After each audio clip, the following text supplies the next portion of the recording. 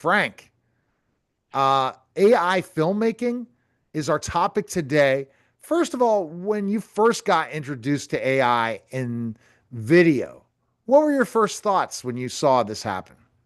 Well, my first thoughts were like any other writer, they would love to see their books made into movies. Okay. And I got into filmmaking. I took two of my books, made trailers out of them, real Hollywood type level trailers. Um, and we tried to market those movies of my two books, Cyberkill and one of the uh, one of the Jonathan Smythe books. But we'd had very little luck in doing that because, let's face it, trying to get through to Hollywood or any kind of production studio, uh, even the streaming networks, which just need content. They got to constantly look at Amazon and all these people, Netflix, they're constantly making films, okay? But trying to get into that, it just didn't have any luck. So then I said, I always like doing in my life, I always like looking at options, looking at ways to get into something without is not normal. Okay, and uh, for instance, I wanted to learn about investing, and so I could build a retirement fund, build financial assets. So instead of sitting down and uh, spending time learning all this thing. I went to my local at that time it was Merrill Lynch, and I said, I want a job. I want to work here. He said, "Well, you a broker?" I said, "No, of course not." And they said, "Well, I tell you what, why don't you work in the mailroom?" So here's a guy with a master's degree working in the mailroom. And I know the brokers they would say, "What are you doing here? You're going to work in the mailroom and you got a master's degree, you know?" I said, "No, no, no. I'm here to learn." And sure enough, I had all the information I needed to learn how the markets worked. Had the brokers there free of charge that I could ask questions to. So that's how I taught things. I backed into my investing knowledge. So I said, I wonder if there's a way to do that in the movie industry to get another way to make movies and also as something on the frontier, something that the Hollywood hasn't really figured out yet. And that's when they ran across AI. And I said, I wonder if you could make a movie in AI, completely in AI. Is the technology there yet? So I took one of my books, The Hunting Party, in fact, and we're in the process with Neil Haley's company. We're in the process of creating a trailer. I wrote the screenplay for this trailer. I write up screenplays for all my books. And I said, okay, then let's take that screenplay, turn it into a 3-minute trailer, and then when that's done, because it's important to get the trailer done because this new technology, we had to figure out a lot of things. Okay. Yeah, but luckily, just as when we were trying to solve a problem, when the AI company comes up with a solution, the AI is progressing so fast. At 1 month, they say, "We're not going to do this. You can't do this." The second month, there's, "Oh, yeah, we'll do it. We'll do it." It's the competition between them is great. That's what's really neat about it, the competition. Um, so we had to learn, and we are learning uh, on how to create an AI trailer, and then from the AI trailer, we'll create an AI short, a 10-minute shorts. And I want to do that with every one of my books. You won't make any money off of AI trailers, right? But the shorts you could put up on YouTube and try and make money, like using their revenue model. So that's where we're at. If we could make this meet the challenges of AI movie making, totally AI. I'm not talking about graphics and anything. I'm talking about totally AI, everything.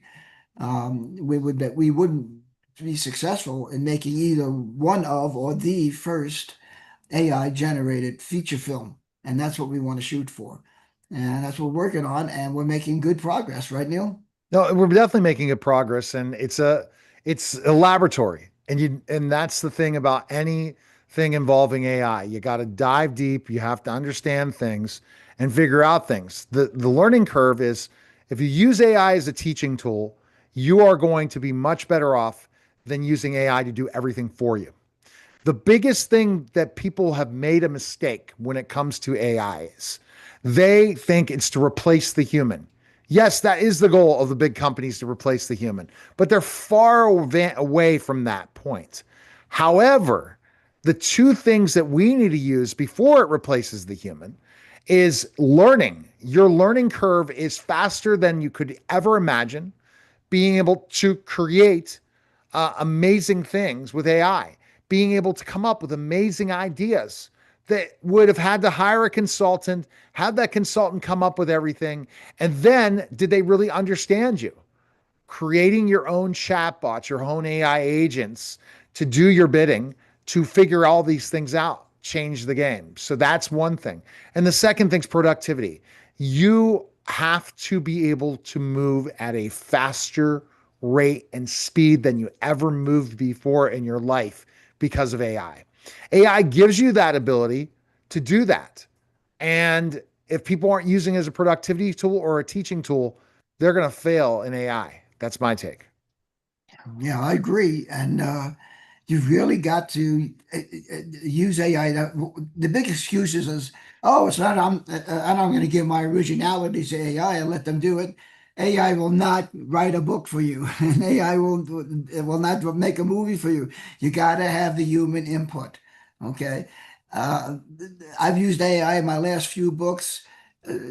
Before AI, even before Google, but before AI, I said, I wonder what that city street would look like in 1890. All right. Well, before I would have to go into Google and I'd have to see all the results and here's Abilene, here's this, here's that.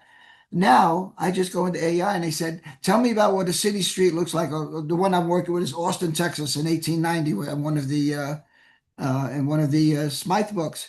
And they said, what is it like to live in Austin in 1890? Shit, I want to know what everything. And it came up with just a good, excellent explanation of what it's like, and then goes further.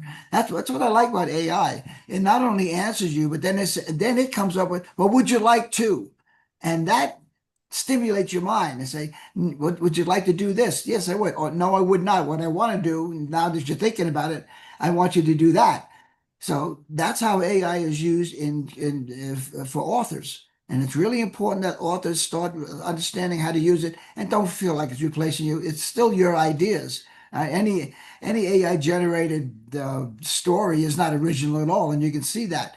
But you got to come in and use it as a partner. Use AI as a partner. I'm using AI and making a film as a partner. Right? We are feeding it the information, feeding it the prompts. Okay, that's necessary in order to lay out and create a scene. And that's another thing with the prompts. What are you doing when you ask AI to help you write the book? You're prompting it. All right, you're not telling it. They're not waiting for it to do it, and then you're using it and make it theirs, or you're to make it yours. And if you're an author, okay, and when you make up a prompt, it's the same thing as writing a scene. If you can't write a scene, then you're not an author. Okay, as simple as that. That's what you do when you're writing books. You're writing scenes. I like to say scenes instead of chapters. I like to visualize what it would look like, what that chapter or scene would Right. look like on the screen. And so we still need creative authors because they got to create those scenes in order to create those prompts. And those prompts have got to be really, really detailed, which means your chapter or scenes in your books have to be really, really detailed, correct? So it's really the same thing. It's same. It's just like graphic artists, where artists used to write on paper and canvas. Now they use tools. Doesn't mean they're not the same talented out artists as those people back when there weren't those tools. You're just having to use those tools in a different way. That's And correct. and that's the big thing. So go to frankfiore.com. And if you're interested in AI, Frank's the guy to talk to you about it, because again, he is embracing technology at his age, where a lot of people are not embracing it all. Appreciate it, Frank.